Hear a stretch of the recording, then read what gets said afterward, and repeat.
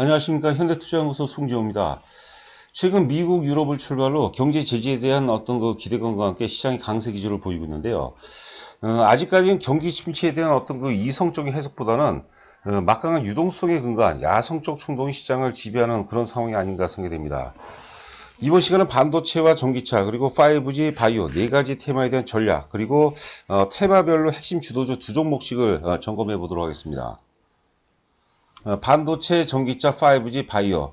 먼저 반도체 중에서는 이제 네페스와 SF 반도체를 준비했는데요. 반도체 내에서도 사실 그 빠른 순환매가 전개가 되고 있죠.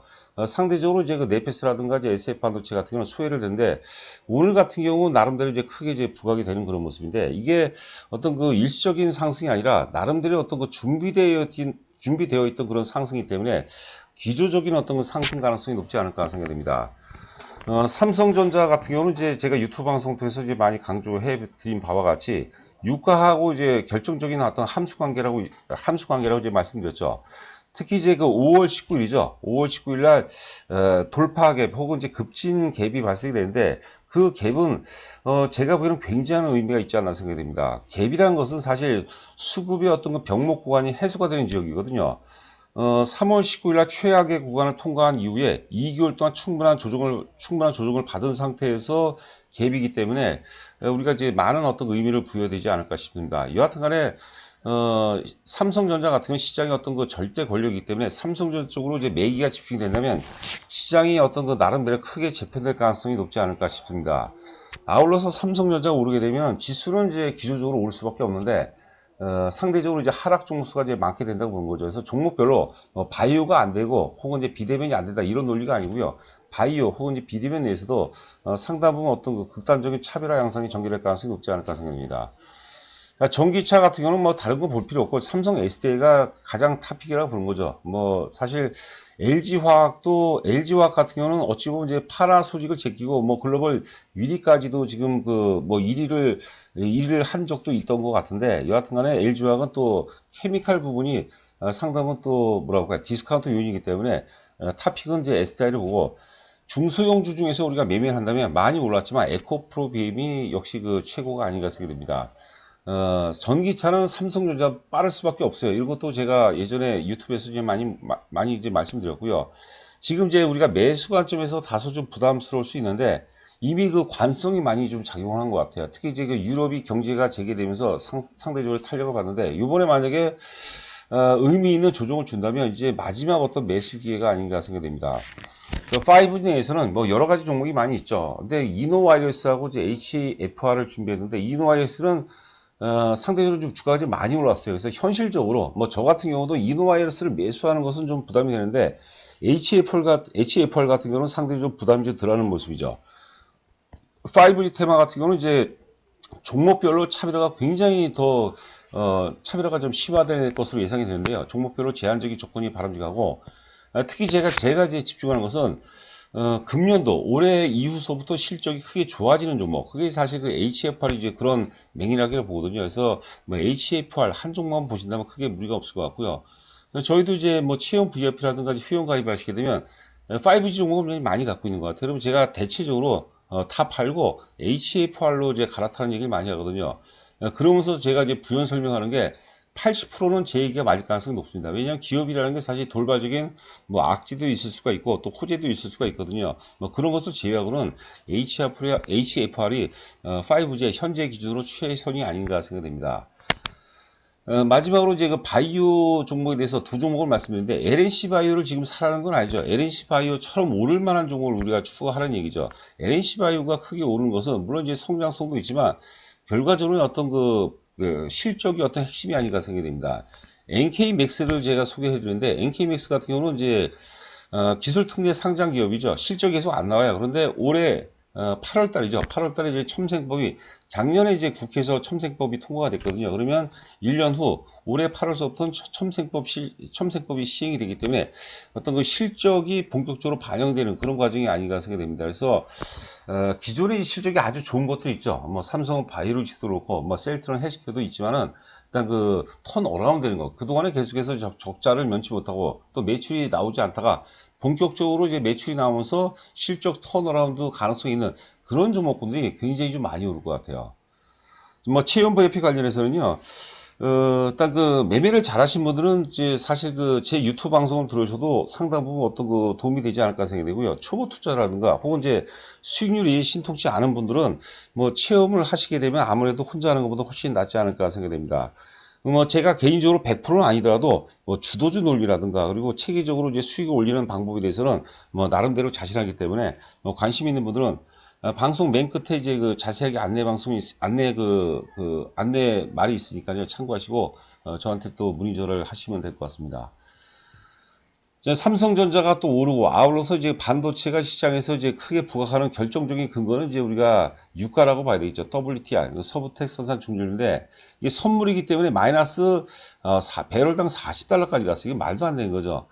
어제도 제법 올랐어요. 4.8% 정도 올라서 배럴당 지금 33달러를 기록하고 있는데 33달러는 아직까지는 미약해요. 제가 이제 40달러를 이제 넘었을 즈음이 되면은 외국인들이 이제 그동안에 이제 이머징 마켓 비중을 계속해서 축소를 하다가 본격적으로 이머징 마켓 비중을 확대할 가능성이 높고 그 연장선상에서 이제 그 삼성전자를 순매수할 가능성이 높다고 좀 말씀드리죠. 특히 이제 그 40달러 같은 경우는 이제 120일 이동평균선이죠. 경기선하고 일치하기 때문에 나름대로 상당 부분의 어떤 그 의미가 있지 않나 생각이 됩니다. 그래서 우리가 특히 이제 WTI 같은 경우는 매일매일 아침에 이제 매매하시기 전에는 한 번씩은 이제 검토해야 되지 않을까 생각이 됩니다. 자, 그리고 이제 오늘 이제 방송의 핵심이라고 봐야 되겠죠. 삼성전자가 이제 5월 19일 5.19 갭이 발생됐어요.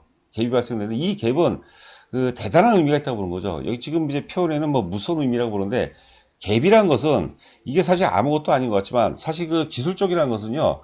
여러 가지 요인들을 다 반영하는 어떤 과정이라고 보거든요. 저희가 이제 항상 그 차트를 이제 분석하는 이유는 수급의 어떤 흐름과 크기와 전환점 분석하는데 갭이라는 것은 어떤 전환점의 어떤 그 정수라고 할까요?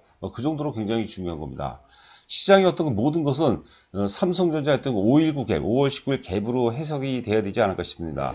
지금 이제 그 반도체 관련주들이 뭐 순환매 상이긴 하지만 굉장히 강세 기조를 보인 것도 삼성전자의 어떤 그 갭 상승이 어떤 갭 상승으로 인해서 이제 가능하다는 말씀을 또 다시 한번 강조를 해드립니다. 여기 이제 그림 보시면 이제 3월 19일 날 이제 거래소등 코스닥에도 절대 바닥이었죠. 3월 19일 이후에 제가 2개월 이후서부터는 이제 삼성전자가 상승 반전될 가능성이 높다고 말씀드렸는데, 원래는 제가 5월 21일 말씀드렸는데, 5월 18일서부터 사실 올랐어요. 근데 제가 이제 가만히 이제 피드백을 하다 보니까, 3월 19일서부터 정확히 2개월을 계산하니까 5월 20일이 아니라 이제 5월 18일이 맞죠. 5월 19일이 이제 해당이 되니까. 이거는 제가 그냥 재미삼아서 말씀드린 얘기고요. 제가 지금 이제 위에 보시는 그림은 이제 셀트론이고 아래가 이제 NK맥스인데 제가 주식이라는 것은 특히 이제 성장주 같은 경우는 이런 논리로 매매하는 것이 바람직하다는 그런 이제 사례 차원으로 이제 말씀드린 겁니다. 셀트론 저한테 혹은 이제 저희 현대투자연구소한테는 굉장히 의미가 있는 그 주식입니다. 저희가 3만원대 혹은 4만원대 사실 저희 핵심 주력주로 그러니까 회원 가입을 하게 되면 뭐 기본은 하여튼 50%는 다 셀트론을 사겠는데요. 말도 많았죠. 뭐 어떻게 분식이다 뭐다 이제 말도 많았는데 사실 결정적인 논리는 분식에 대한 어떤 불확실성만 없으면 되는데 당시 테마색이죠. 싱가포르 국부펀드에서 2천억 정도를 이제 출자를 했어요. 알아보니까 이제 싱가포르 국부펀드에서 한 2천억 정도 출자하게 되면 출자를 결정하기 전에 뭐 회계사라든가 이제 전문 변호사들이 있을 거 아닙니까? 한 10명 정도가 6개월 정도를 갖다가 샅샅이 조사한다는 거죠. 그리고 이제 2천억을 투자를 했다. 이것은 뭐냐면 결국 부식이 아니라는 것을 의미하는 거거든요. 여하튼 간에 3만원대에서 주가가 1년, 2년, 3년에 걸쳐서 40만원 부분까지 36만원까지 급등했거든요. 1000%가 급등했는데 저는 이제 파동상 우리가 모든 인간은 사실 유기체이기 때문에 소멸되죠. 기업도 유기체입니다. 기업도 역시 생로병사 과정 속에서 결국은 다 망하게 돼 있어요. 그게 뭐 100년 기업이냐 혹은 1년짜리 기업이냐 이 차이에 불과하지만 결국은 이제 생로병사 과정 속에서 이제 소멸되기 마련인데 그 생로병사 과정 속에서 최고의 절정기에 오를 기업을 우리가 사는 거죠. 그래서 저는 NK맥스가 지금 이제 대략적으로 한 14,000원 정도 좋아하는데 지금 현재 시점이 과거 셀트론이 2014년도에 3만원대, 4만원대 이때 부근하고 주가가 된다 안 된다 논리 따라서 이때 부분하고 굉장히 일치한다고 이제 보는 거죠. 그래서 NKMX 같은 경우는 우리가 상당 부분 많이 좀 고민해 볼 그럴 필요가 있지 않나 생각이 됩니다. 주가는 결국은 지금은 별로 안 좋은데 앞으로 좋아질 회사, 여기서 사실 그 대규모의 대대적인 어떤 수익률이 많이 발생되거든요. 지금은 좋은데, 무지 좋은데, 이럴 때는 굉장히 위험한 구간이라고 봐야 되겠죠. 그래서 결국 승자의 법칙은 대중들이 범접할 수 없는 그런 어떤 구간에서 탄생이 된다고 보면 될 것 같습니다. 제가 이제 사례를 말씀드렸습니다. 하여튼 뭐 NK맥스가 됐든, 셀트리온도 굉장히 좋죠. 하여튼 셀트리온이 됐든, 결정은 이제 개인적인 몫이고, 여하튼 간에 NK맥스 같은 경우는 면역세포 관련해서 굉장히 보편적인 어떤 그 카테고리라고 봐야 되겠죠. 우리가 한번 고민해 볼 필요가 있는 그런 종목이 아닌가 생각이 됩니다. 자, 위의 종목은 이제 그 반도체, 첫 번째 이제 반도체 테마 중에서 SF 반도체가 두 번째는 이제 네페스인데요. 두 종목 모두가 사실 그 우연하게 기술적으로 이제 기술적인 어떤 자율 반등이 아니죠. 나름대로 이제 그 가격 조정과 기간 조정을 충분히 거친 상태에서의 어떤 그 준비된 상태의 상승이기 때문에 이게 단발성에 그칠 게 아니라 기조적인 상승 가능성이 이제 높아 보이는 거죠. SF 반도체 같은 경우는 특히 이제 그 삼성전자의 어서 서버 디램이죠. 서버 디램의 어떤 그 특화된 협력 업체라고 봐야겠죠. 지난 1분기 때 삼성전자가 어떤 그 디스플레이라든가 혹은 휴대폰이라든가 가전에서는 상당히 이제 고전을 면치 못했지만 서버 디램이라든가 혹은 이제 PC 디램, PC 우리가 노트북 포함해서 여기서는 이제 선반했거든요. 그 핵심이 사실 그 SF 반도체다 이렇게 해석하시면 될 것 같고요.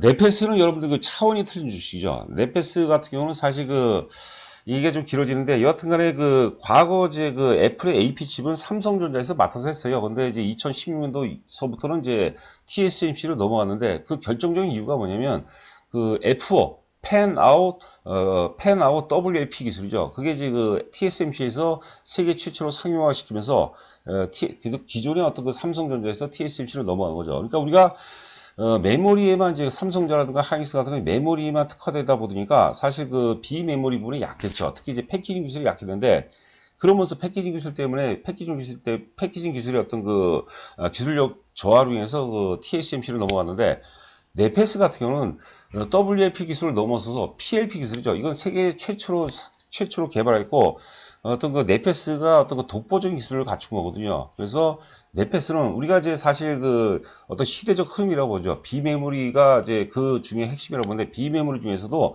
패키징 기술이 핵심이고, 패키징 중에서는 단연코 네페스가 핵심이다. 이런 식으로 우리가 접근하면 될 것 같아요. 근데 단지 좀 안타까운 것은 뭐냐면, 올해 실적이 안 좋아요. 작년에 사실 네페스가 좀 많이 올랐거든요. 근데 올해 실적이 안 좋은데, 내년 이후에 실적이 굉장히 좋아진 겁니다. 그러니까, 실적이 안 좋은데도 불구하고 이렇게 상승세를 보인다는 것은 굉장히 의미가 있다. 이렇게 좀 해석을 할 필요가 있지 않나 생각됩니다. 자, 위의 종목은 이제 삼성 SDI고요. 아래는 이제 에코프로 BM인데, 사실 현실적으로 우리가 따라 사는 것은 만만치가 않아요. 근데 제가 예전에 삼성 SDI가 이제 목표가가 한 100만 원까지도 간다고 말씀드렸는데, 주가가 역사적 고점을 돌파하면은 굉장히 많이 올라가요. 과거 2000년대 중반에 소재산업재, 조선철강기계와 이런 것들, 그 무거운 종목들도 바닥서부터가 아니라 역사적 고점을 돌파하고 최소한 1000%, 2000%, 3000%까지 올라갔습니다. 그리고 삼성 SDI는 한 10여 년 동안에 그동안에 자동차용 2차전지, 중대형 2차전지가 디스카운트 요인이었어요. 계속 적자였는데, 그게 드디어 그림 보시면 아시겠지만 드디어 올해 이제 흑자 전환이 되면서 이게 3년 혹은 5년 정도 이어진다면 말 그대로 주가가 슈퍼 사이클이 전개될 가능성이 높다. 역사적 최고점이 이제 35만 원인데요. 돌파한다면은 곱하기 최소한 3배 정도는 해야 되겠죠. 10배가 아니더라도 3배 정도는 해야 되지 않을까 싶고요. 에코프로 비행 같은 경우는 사실 양극재의 핵심이죠. 다른 후발 업체들이 범접을 못해요. 니켈 비중이 사실 우리가 하이니켈이라고 하는데, 에코프로 BM만이 사실 하이니켈 비중 80% 이상이 되고요. 경쟁사 같은 경우는 한 60%대 정도밖에 안 된다고 하더라고요. 근데 니켈 비중이 80%에서 90%대까지 확대를 하고, 또 전고체 배터리 양극 재료 쪽에도 상당 부분 어떤 성장성을 이제 갖고 있다고 봐야 되고, 여러분들 잘 아시겠지만 이제 삼성 SDI하고 같이 이제 공동 협력 업체를 또 새로 설립을 했고, 요번에 삼성 SDI하고 현대차하고 이제 협업 가능성 때문에 또 모멘텀으로 작용하는 것 같아요. 양극재 같은 경우가 사실 어느 정도 공급 과잉입니다. 그렇기 때문에 경쟁력이라든가 혹은 이제 그 어떤 마케팅 차원 이런 부분들이 상당히 중요하지 않을까 싶어요. 나름대로 의미 있는 어떤 그 눌림목에서는 우리가 계속해서 매수 관점으로 접근해야 되지 않을까 싶습니다. 자, 좀 빨리 진행하도록 하겠습니다. 이노바이러스. 이노바이러스가 사실 대장은 맞아요. 대장은 맞는데 사실 너무 많이 올랐기 때문에 현실적으로 우리가 5파 제 입장에서도 주문을 넣는 게 만만치 않을 것 같아요. 그런데 HFR 같은 경우는 막 KW, OE솔루션, 몇 기타 등등, 뭐 선인 시스템, 기타 등등에서도 비슷한 움직임인데요. 아래 그 내용 보시면 이게 프론트홀 에서죠. 프론트홀 관련해서는 역시 그 글로벌 세계적인 어떤 그 독보적인 기술을 갖고 있어요. 영업이익을 보시면 재미있는 게 2018년도에 영업이익이 30억이었고요. 작년도 영업이익이 20억이 줄었어요. KMW라든가 이제 오이솔루션 같은 경우는 영업이익이 뭐 극대화가 됐죠. 어마어마하게 급증했는데 그래서 작년에 많이 오르고 또 수급 구조가 그거로 인해서 많이 꼬였는데 HFR 같은 경우는 작년에 안 좋았어요. 2018년 대비에. 근데 올해 보세요. 올해 예상 영업이 140억이거든요. 거의 뭐 어마어마하죠. 그리고 또 2021년 물론 이제 그 전망치죠. 전망치하고 실제치하고 좀 유사하다면 뭐 상당 부분 의미 있는 주가 상승이 예상이 되지 않나. 자, 이렇게 생각이 되고요. 자, 그리고 이제 위에 종목이 이제 LNC 바이오죠. LNC 바이오가, 요거는 정말 아쉬운 것 같아요. 제가 화살표 표시를 해드렸는데, 저희 회원분들한테도 죄송하고, 제가 회원분들한테도 얘기를 했어요. 이 당시에 LNC 바이오라든가 이제 그 RTO제 둘 중에 하나는 이제 주력주에 편입하겠다고 말씀드렸는데, 주가가 좀 많이 올랐기 때문에 고점에서 잘못 물리면 굉장히 저희로서도 데미지가 크거든요. 그래서 주력주에서는 좀 빼고 말하는데 뭐 했으면 어땠을까? 뭐 그 이후에 주가가 이제 100% 이상 올랐죠. LNC 바이오 보니까 저희 회원분 중 그 연회원 같은 경우는 좀 제법 좀 갖고 있어요. 그래서 그 저한테 이제 그 앞서도 이제 그 점심시간 때 전화가 왔는데 과거 메디톡스처럼 오르는 거 아니냐 그러는데 뭐 충분히 개연성이 좀 있다고 봐야 될 것 같습니다. LC바이오 같은 경우는 이제 그 인체 조직 이식제 관련해서는 뭐 세계적으로 독보적인 기술을 갖고 있죠. 그리고 그 메가카티라는 게 있어요. 연골 재생 치료제죠. 이게 또 성장성도 있고 결정적인 것은 중국 진출 가능성이 굉장히 높다고 보는 거죠. 그리고 이제 또 무엇보다도 고령화의 어떤 그 절대적 수혜주자. 저희 어머님이 이제 연세가 좀 제법 되십니다. 지금 이제 86세가 되겠네요. 돼지띠, 3호년 돼지띠신데 양쪽 무릎 다 이제 그 인공관절을 수술하셨거든요. 근데 연골 재생 치료제 이게 사실 그 현실화 된다면 시장은 뭐 대단하지 않을까 생각됩니다. 제가 이제 LNC 바이오를 말씀드린 게 뭐냐면 지금 그 바이오를 몇 명이 보시면 결국은 성장성에 근거한 바이오는 지금 맥을 못 추고 있어요. 그런데 실적에 근거한 결정적인 실제 논리가 있다면은 충분히 가능하다고 보는 거고요. NK맥스 같은 경우는 앞서도 잠깐 말씀드렸지만은 이게 사실 그 기술특례 상장 기업이거든요. 기술특례 상장 기업은 실적이 안 되니까 사실 뭐 그렇게 또 상장 신청을 한 경우가 많은데요. 8월 달에 그 첨생법이 이제 시행이 됩니다. 그래서 결정적인 어떤 실적 교두보가 될 수 있다. 그리고 이제 성장성 차원에서는 뭐 그 면역세포 관련은 뭐 세계적인 경쟁을 갖추고 있죠.